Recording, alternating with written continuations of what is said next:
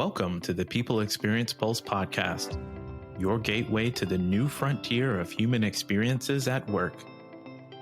On the PX Pulse, we're all about elevating experiences, fostering belonging, and building remarkable workplace cultures in a fast evolving world. Data shows that a breakdown in cross-cultural communication can lead to missed deadlines, reduced team morale, and even financial losses.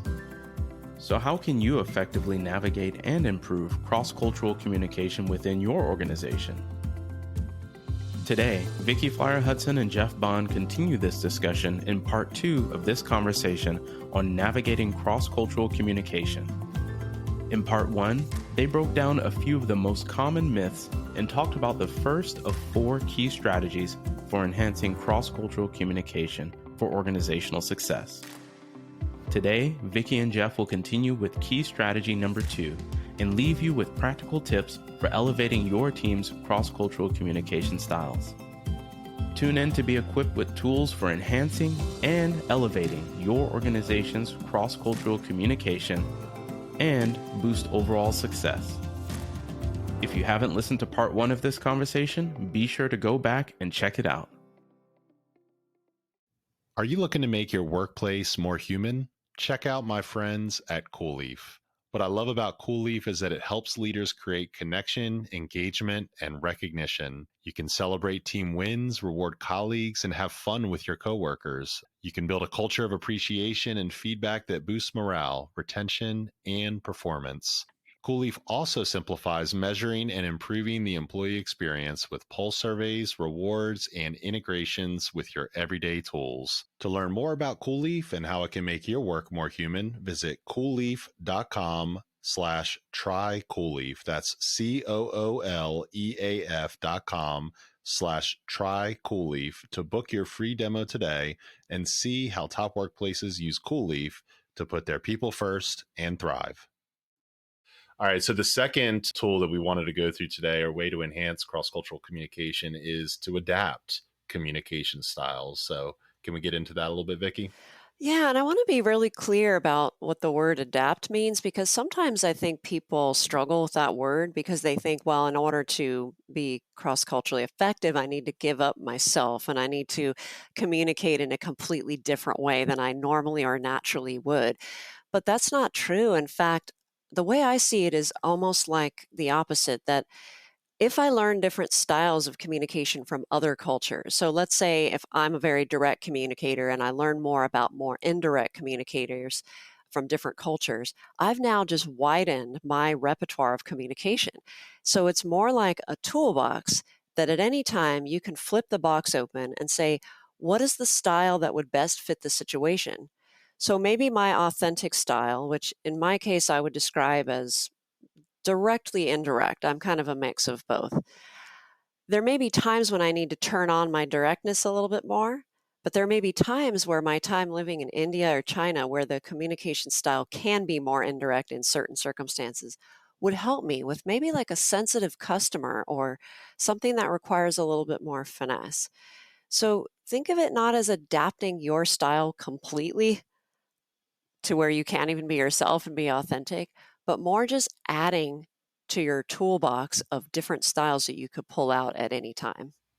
I really love this one. And the more we've gotten into cross-cultural development, training and content creation and helping teams run their meetings better, I've seen the significant, this is a superpower once you're able to figure this out and you're able to sit back and adapt and still be yourself, be your authentic self, but really have more empathy and understanding for other cultures and the way that they communicate. And so the curiosity to actually learn other communication styles has really helped me do my job better alongside you, Vicki. So I really appreciate how you've taught me this. Oh, same here. And I mean, you've taught me in that way as well, that just, the patience that it takes, that's one of your core qualities that I love, just to be able to sit back and say, okay, yeah, this might be frustrating on the surface, but what could I learn from that would actually make me a better problem solver?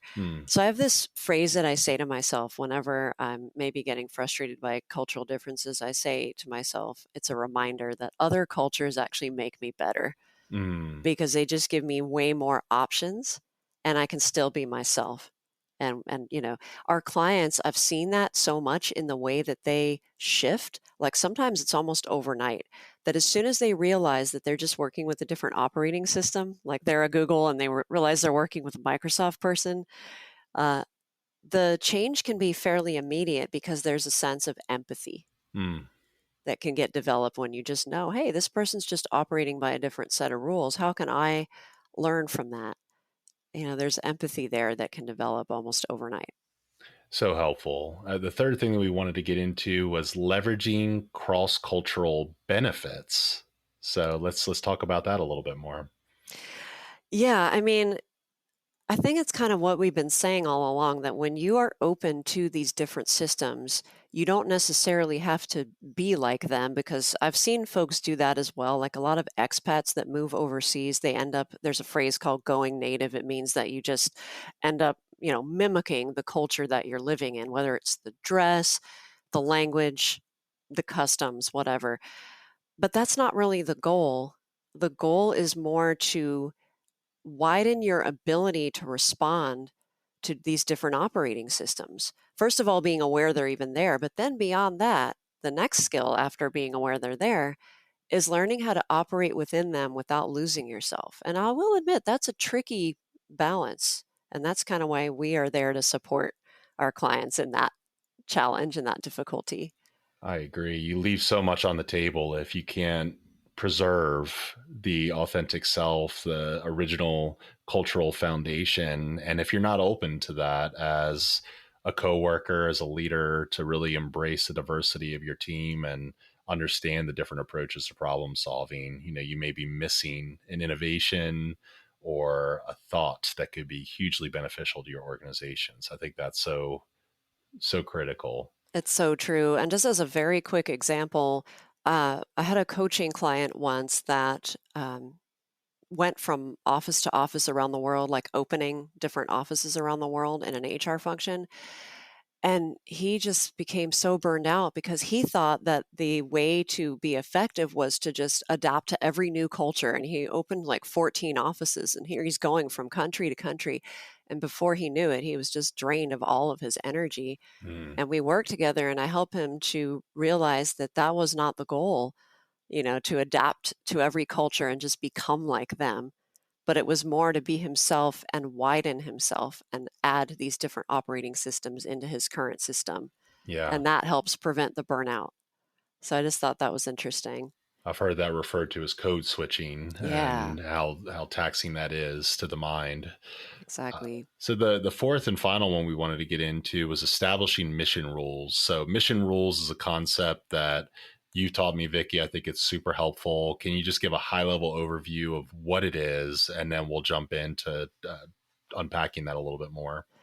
Yeah, so mission rules actually comes from NASA, which is a space agency for the United States.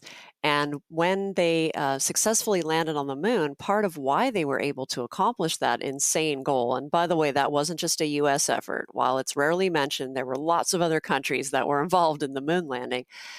One of the reasons they were so successful at it is because they had something called mission rules, which is basically just, let's talk about a bunch of stuff that could go wrong in advance. And let's talk about the processes we want in advance, not waiting to react to them. And let's document that and get all in alignment from day one. Hmm.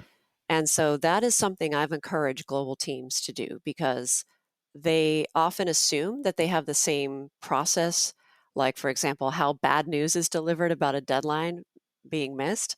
That is very different across cultures. And I've seen that just go wildly wrong. Whereas if they had talked about it in advance, like, hey, how do we want to deliver bad news if a deadline is in danger, and kind of gotten more alignment on that, they could have avoided that pitfall in the first place.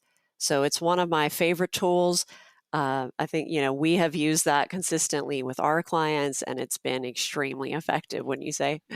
Absolutely. It reminds me of the one client that we were working with that just globalized their team. They'd acquired another business, and now there's colleagues all over different time zones, and they're trying to figure out how to operate across these time zones. And we did a breakout group during our training session, and it prompted everybody to come up with ideas within their small groups to come back to the larger group with various mission rule ideas, and just the ideas that people came up with and how quickly they were able to form that based on the context of their company and their distribution.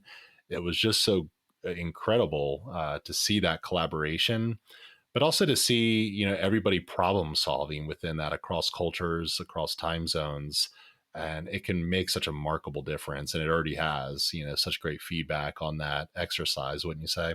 Totally. And I loved their ideas. They were so robust. They weren't just like, well, let's talk about it. It was like there were specific steps, which is what mission rules is really all about, is getting specific and letting cross-cultural discussions be part of that. I actually think it's okay, and a lot of our clients ask me this question, so I'll say it to our listeners. I actually think it's okay to talk about cross-cultural differences.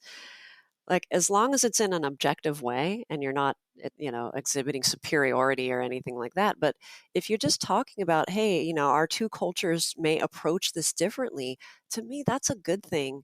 And I know some folks might be afraid to talk about culture for fear of offending, but I think that's a missed opportunity. If you offend someone, you can always apologize and be accountable for it. But if you never have the conversation in the first place, you won't have that opportunity to talk about how to get into alignment.